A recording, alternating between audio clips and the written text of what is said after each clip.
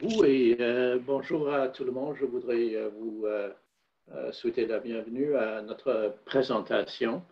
Je vous en prie un peu de patience parce que nous avons de temps en temps des problèmes techniques que nous essayons à aménager, mais ça va marcher, on espère. En tout cas, je vais commencer avec notre présentation. J'espère que ça va marcher. OK, bien, c'est ça.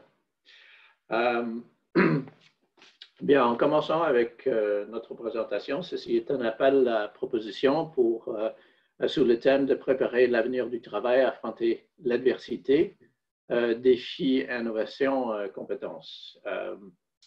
On va maintenant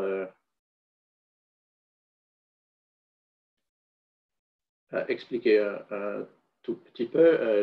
L'objectif du webinaire, en gros, c'est de fournir de l'appui à vous, les soumissionnaires, qui préparent des propositions pour l'appel. Et ça consiste, la présentation consiste en trois parties, en gros. D'abord, faire part de renseignements sur le processus d'examen et les critères d'évaluation que nous allons utiliser afin d'accorder des financements. Deuxièmement, au niveau bureaucratique, disons, expliquer la procédure de soumission et les documents requis. Tout ça se trouve également sur notre site web et vous avez aussi l'occasion d'utiliser, de nous parler ou pas de nous parler, de nous envoyer des courriels si vous avez des questions supplémentaires ou s'il y a quelque chose que vous ne comprenez pas, on peut régler tout ça par courriel. Et finalement, la troisième partie de la présentation, c'est de répondre à vos questions au sujet du CCF et de l'appel. L'ordre du jour du webinaire, c'est on commence avec notre introduction. On va vous expliquer un tout petit peu comment fonctionne le webinaire pour ceux qui n'y sont pas. Si c'est la première fois que vous assistez à un webinaire, c'est assez simple à entendre. Mais en tout cas, on va l'expliquer très rapidement. Et ensuite, on va jeter un petit coup d'œil sur le CCF et qui nous sommes et qu'est-ce que nous faisons. Puis, on va passer à l'appel à proposition, expliquant les buts et objectifs de cette ronde d'appel pour le financement. Également que les critères de sélection et le processus d'examen qu'on utilise, comme j'ai mentionné, pour choisir les projets appropriés. Et finalement, à la fin, on va discuter les ressources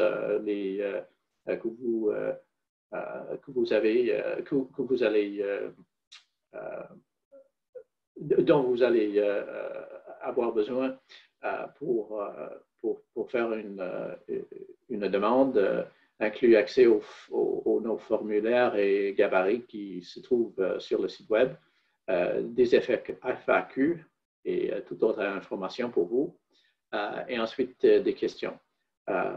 On s'attend à ce que nous avons déjà planifié pour une session d'1 heure, mais on s'attend à ce que ça ne va pas durer pas plus que probablement 30 minutes, environ une demi-heure, peut-être 45 minutes, mais pas plus que ça.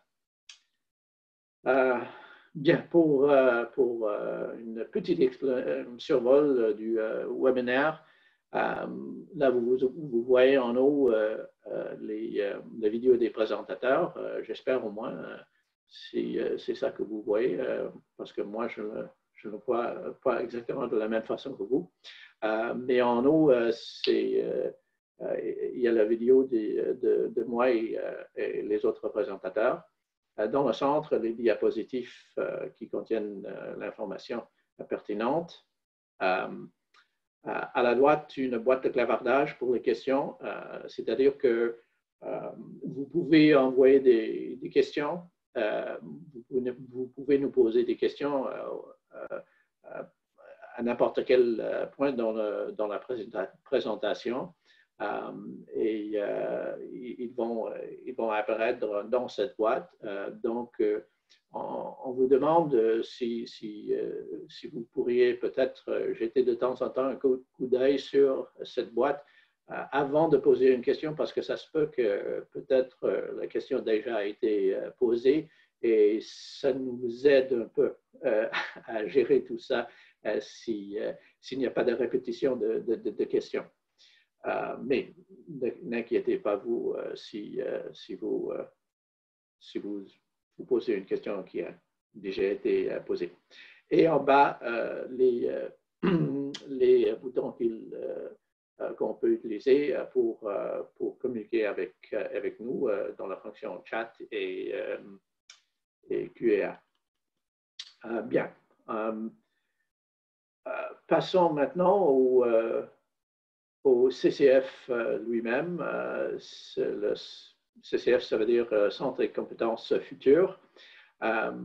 Nous sommes un organisme vraiment très jeune, lancé le 14 février 2019, c'est-à-dire que nous comptons maintenant presque 1 an et demi, donc toujours un petit bébé. Et il y a beaucoup de nous qui sommes également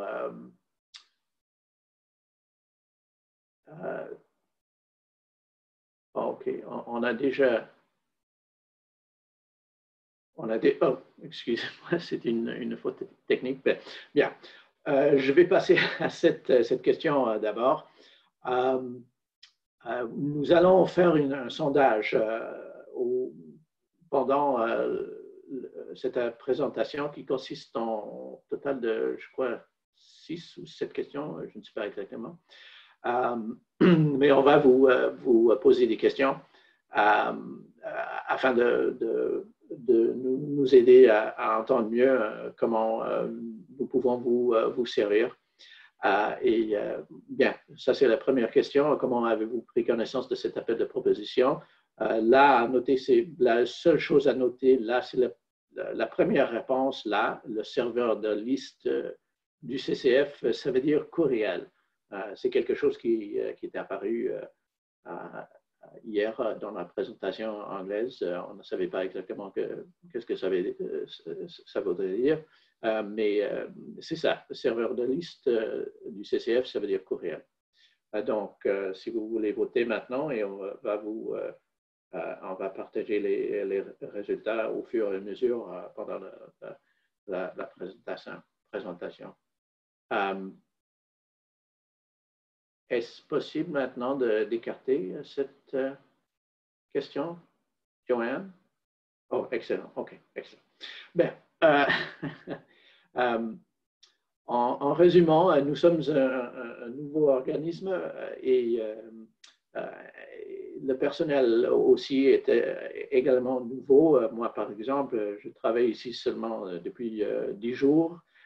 Donc, ça se peut que de temps en temps, si vous posez une question, ça se peut qu'on ne va pas pouvoir répondre immédiatement, mais comme ma collègue vous a déjà dit, il ne faut pas s'inquiéter parce que s'il y a une question qu'on ne peut pas répondre immédiatement, la question sera mise sur notre site web avec une réponse ou soit sur le site web, soit par courriel si vous nous contactez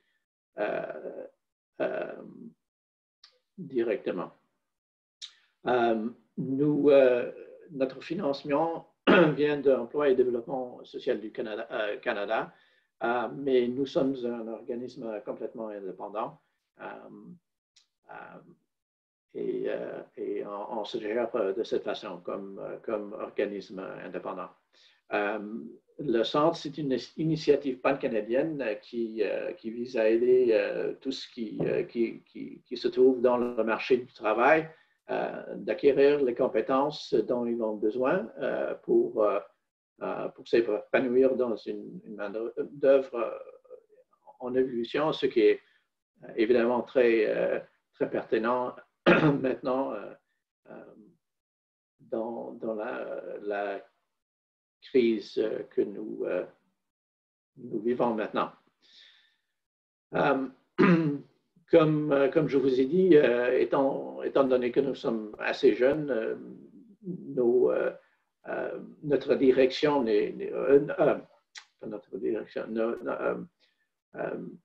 notre mandat n'est pas toujours fixe, c'est quelque chose qui est toujours en évolution.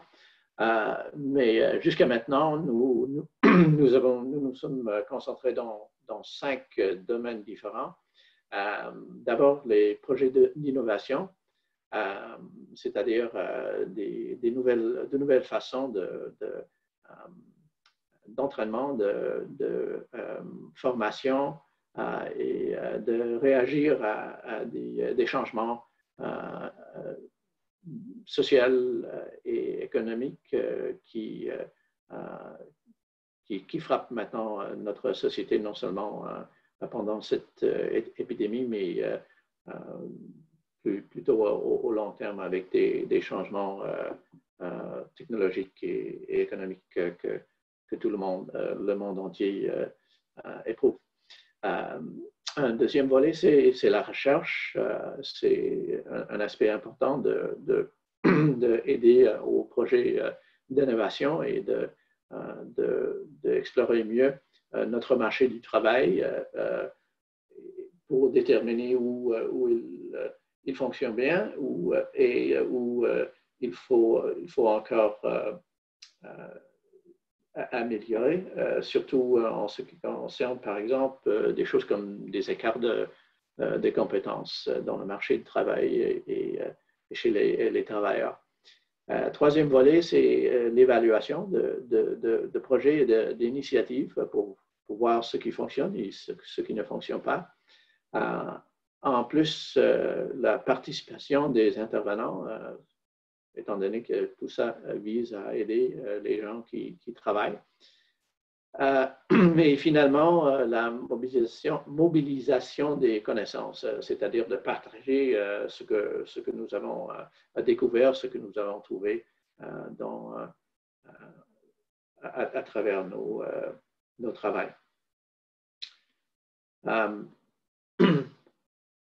Maintenant, nous avons les résultats du sondage de la première question. Et il me semble que c'est un peu bouche à l'oreille, c'est intéressant. Ça nous aide. Et si vous pouvez continuer à siffler dans les oreilles des gens, ça nous aiderait à faire notre travail. Maintenant, on va faire un aperçu de cet appel. Ceci, je crois que c'est le 3e appel qu'on fait maintenant depuis février de l'année passée. Je crois qu'également, on a accordé un total jusqu'à maintenant de 50 millions de dollars. Cette ronde ici se limite à 15 millions. Le but de cet appel, c'est d'aider les travailleurs et travailleuses qui ont été touchés par la COVID-19 à développer de nouvelles compétences ou à améliorer les compétences existantes. Et évidemment, c'est quelque chose de très au courant et très pertinent à la situation dans laquelle nous nous trouvons maintenant. Les objectifs de l'appel se répondent en trois parties. C'est excusez-moi, c'est d'établir des partenariats. Excusez-moi.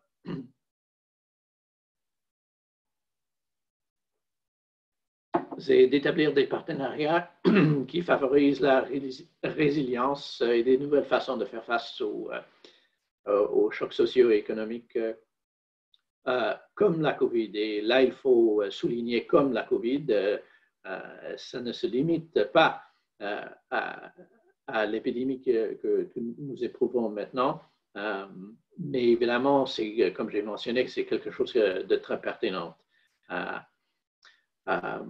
On vise trois parties en ce qui concerne nos objectifs. Il y en a trois volets principaux. Appui pour les personnes, c'est-à-dire formation et parcours professionnel, notamment ceux qui sont confrontés à des obstacles qui consistent, par exemple, en des obstacles soit géographiques, économiques, sociaux, linguistiques, culturels, n'importe quoi.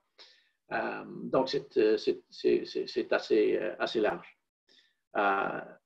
Également, appui pour les organismes en ce qui concerne la question des nouvelles technologies et meilleure compréhension du nouvel environnement dans lequel nous nous trouvons. Et également d'aider à élaborer des politiques et mise en œuvre des programmes qui vont nous aider à vaincre non seulement cette situation, la situation de la COVID, mais également des chocs semblables qui vont arriver dans l'avenir. Et le troisième aspect, c'est le changement systémique. Ça vise les approches innovantes pour de nouvelles processus, de nouveaux processus et de nouveaux politiques et programmes qui vont aider notre économie, l'économie canadienne et les travailleurs, travailleuses à s'adapter à des changements qui arrivent. Qui peut soumettre une proposition? C'est un appel très large et c'est très ouvert. Toutes les industries sont impliquées. Une des questions que nous avons reçues hier dans la séance anglaise, c'est est-ce qu'on est limité à l'industrie de hospitalité et tourisme? Et non, ça, c'est pas le cas. Évidemment, ça, c'est une des industries qui a été fortement impliquée et fortement frappée par la COVID, mais on accepte des appels à des demandes de toutes les industries. Également, toute personne, organisme et consortium du Canada qui souhaitent envoyer une demande peuvent le faire. Ici, on a parlé des projets internationaux et des partenaires outre-mer ou internationaux. Est-ce qu'eux, ils peuvent être impliqués dans un projet quelconque qui fait une demande? Et la réponse est bien oui, à condition que le participant principal, l'organisme clé, soit une entité canadienne. Ça veut dire qu'il faut avoir un siège social ou le bureau principal qui se trouve au Canada. Et finalement, oui, ça c'est une question que beaucoup ont déjà posée concernant la soumission de plusieurs propositions d'un seul organisme, comme par exemple une université ou un centre de recherche. Vous pouvez soumettre plusieurs propositions on accepte plusieurs propositions venant du même organisme, pourvu que les objectifs soient distincts, évidemment. Nous ne voulons pas recevoir de propositions qui ressemblent beaucoup l'un à l'autre, qui viennent d'une même, une même institution ou organisme. Donc, si vous vous trouvez dans une telle position, une telle situation, nous suggérons d'essayer de distinguer d'une manière assez significative les deux ou plusieurs demandes que vous allez faire parce que ça va vous sauver beaucoup de temps. En ce qui concerne les domaines et activités, excusez-moi, nous avons une autre question maintenant concernant le volet de financement. À quel volet de financement espérez-vous présenter une demande? Et je vais parler de ça dans un instant, mais il y a trois volets principaux, les projets d'innovation, la recherche et les projets concernant les réseaux. Donc, si vous pouvez maintenant voter et on va passer à ce diapositive.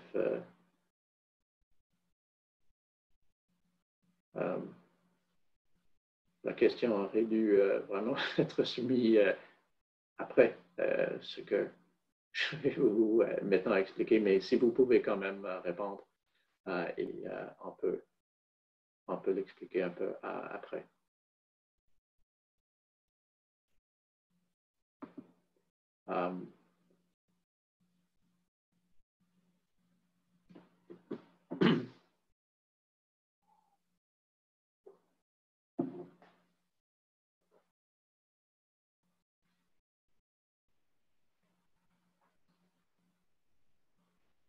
On attend à ce que 80% des participants répondent et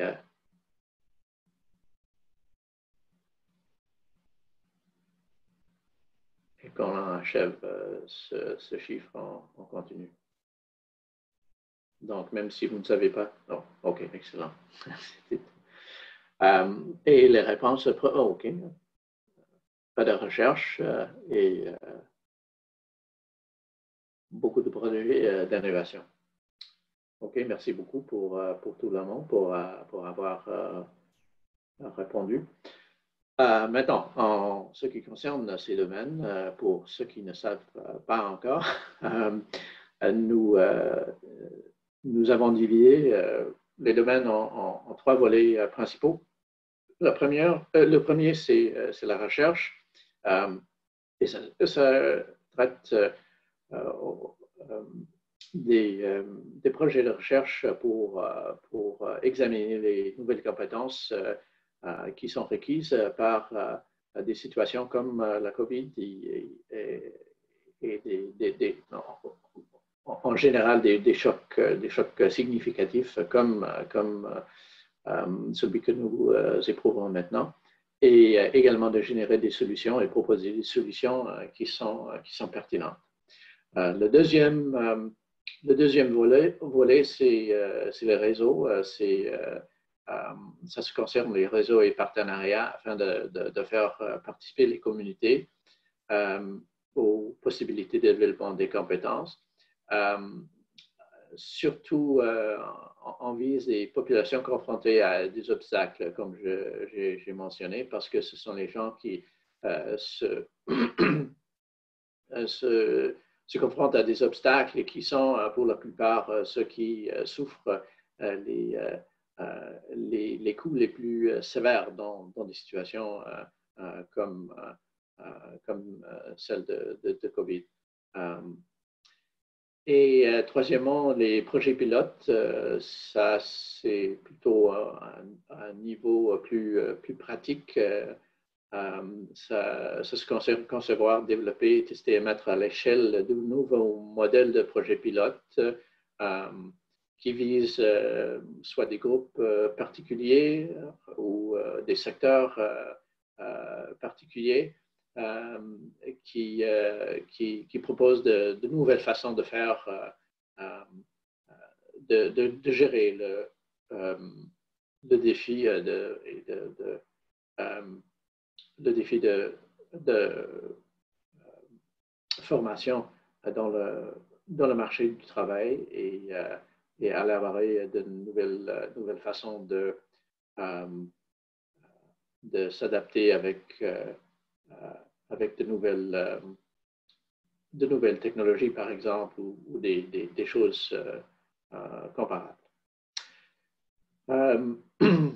La date d'échéance pour soumettre vos propositions, c'est le 1er septembre, c'est-à-dire que vous avez enfin 2 mois en total avant que cette ronde va être fermée. Bien, en ce qui concerne les critères de sélection, nous en avons 6. Qui sont les suivants: pertinence, impact, cohérence, capacité, données probantes, apprentissage et mobilisation des connaissances, et équité, diversité et inclusion.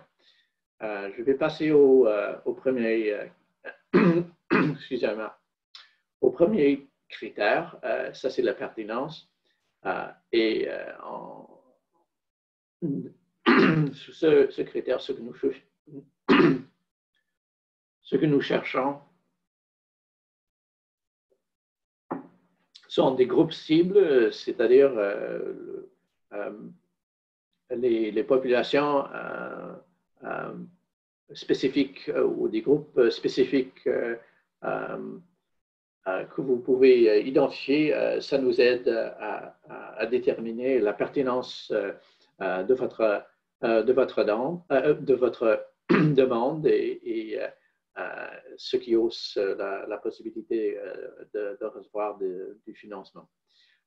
Deuxièmement, on cherche également l'harmonie avec les objectifs de l'appel, ce que je viens d'élaborer et ce que vous allez pouvoir trouver surtout sur notre site web pour référence. Et troisièmement, en termes de volets, concernant le volet recherche, évidemment, un fondement sur la littérature, sur les écrits qui ont été déjà publiés, ça aussi, ça nous aide à évaluer la viabilité de votre demande. Le deuxième critère, c'est impact. Et là, ce qu'on cherche, c'est un potentiel de renforcement de l'écosystème de compétences. Un des mots-clés que nous utilisons, c'est la résilience. Un moment, Peter. Oui. Un moment. OK. Merci. Okay. Comme vous voyez, on n'a pas pratiqué autant qu'il n'a peut-être fallu.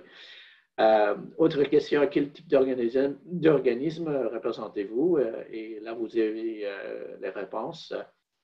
Et cette question répond à l'envergure de cet appel. Comme je vous ai mentionné, c'est un appel assez large.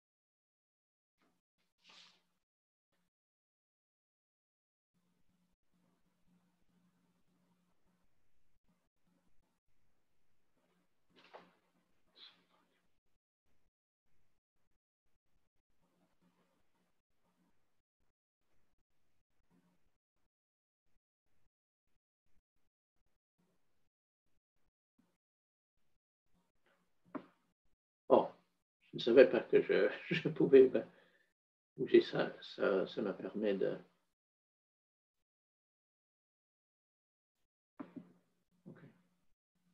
OK, je vais continuer. Je ne sais pas exactement techniquement si j'ai...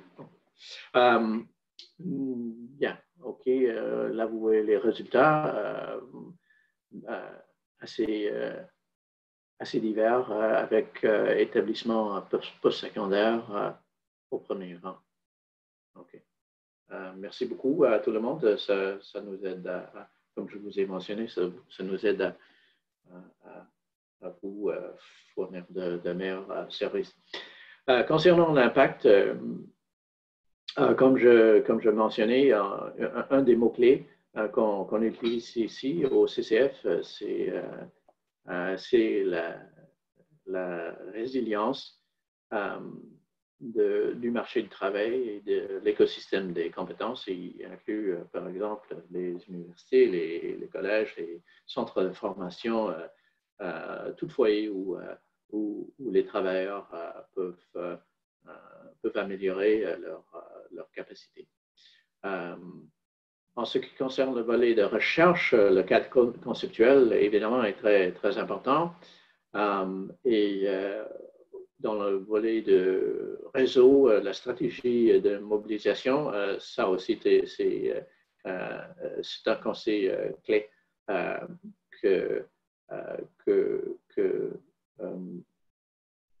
qui nous aiderait à faire une décision positive concernant vos demandes.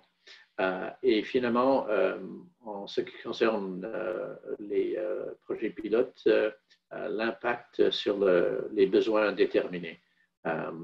C'est-à-dire, là, on cherche quelque chose d'assez concret qui nous aiderait à valoriser votre projet.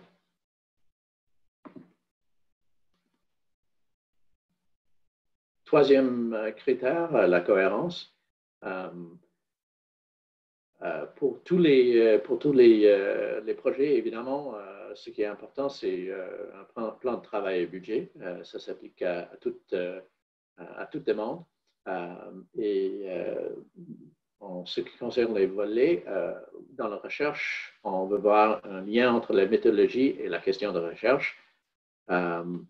Et pour les projets réseau et projets pilotes, un lien entre les activités et les objectifs tels qu'élaborés dans cette présentation et sur notre site web.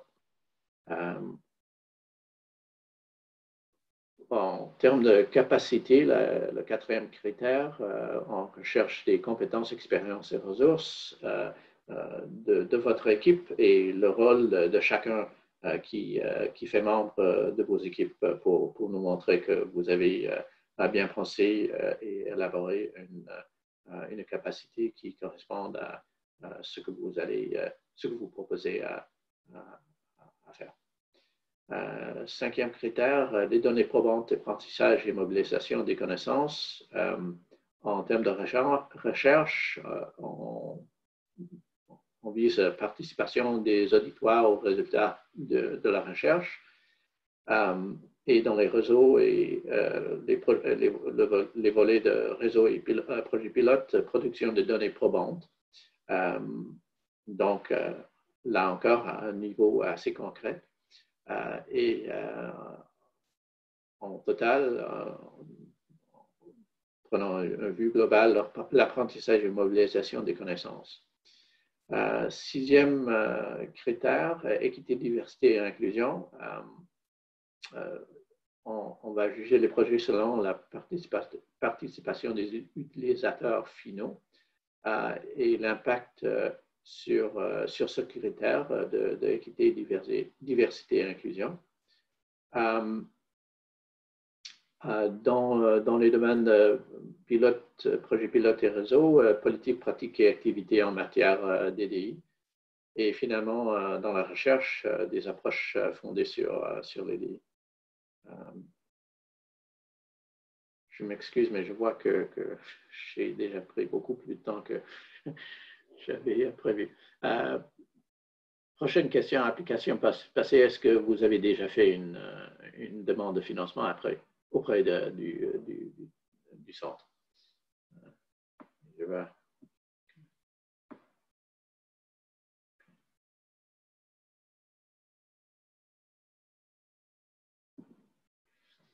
Ça, c'est très simple, oui ou non?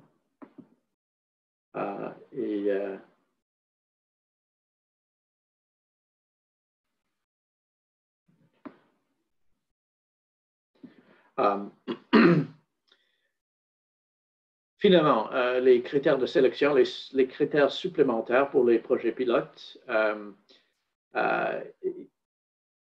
Non, OK. Personne n'a déjà fait une demande. Ça, c'est très, très clair, très simple. Merci beaucoup. Les projets d'innovation en début d'étape de développement, là, on distingue entre deux étapes dans des projets parce qu'on reconnaît que surtout en ce qui concerne l'innovation, il y a beaucoup de projets qui sont vraiment dans un état de développement ou une étape plus ou moins théorique. Pour ceux qui ne sont pas, n'ont pas été déjà élaborés à un niveau plus avancé, on cherche des solutions novatrices et la progression sur le cycle de l'innovation. Et pour les projets déjà arrivés à un stade ultérieur, on veut voir des interventions bien conçues et évidemment une théorie claire du changement.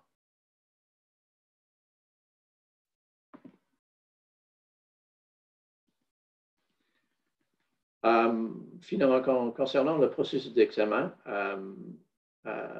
on attend qu'il y aura un examen de pertinence par des experts en la matière pour chaque type de projet, c'est-à-dire des gens qui ne se trouvent pas nécessairement au sein du centre, mais ce sont des experts à l'extérieur de notre organisme. Des examens fondés sur des critères par des comités d'experts et c'est une évaluation indépendante effectuée par 20 personnes. En ce qui concerne le calendrier, on va évaluer les demandes au fur et à mesure quand elles arrivent dans notre organisme et les décisions vont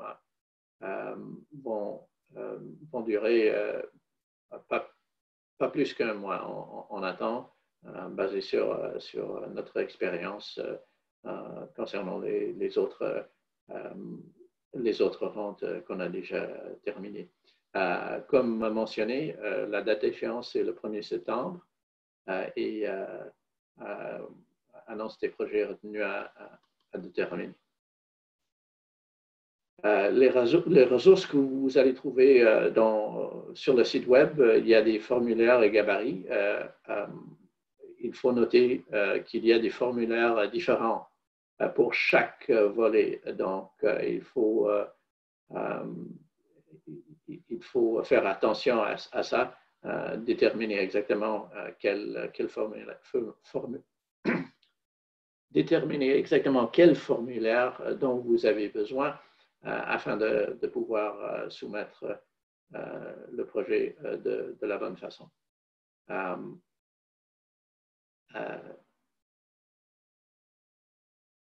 Et également, ça inclut la théorie du changement et le modèle de budget que vous proposez. Et également, nous vous offrons des renseignements pour les soumissionnaires, les lignes directrices qui sont élaborées dans le site web, les FAQ. Ça, c'est très important à noter parce qu'il y a beaucoup de questions qui se sont présentées hier, par exemple, dans la présentation anglaise, dont les réponses sont toujours sur le site web. question suivante concernant la géographie, sur quelle partie du Canada portera votre travail? Et veuillez s'il vous plaît cliquer sur toutes les réponses applicables.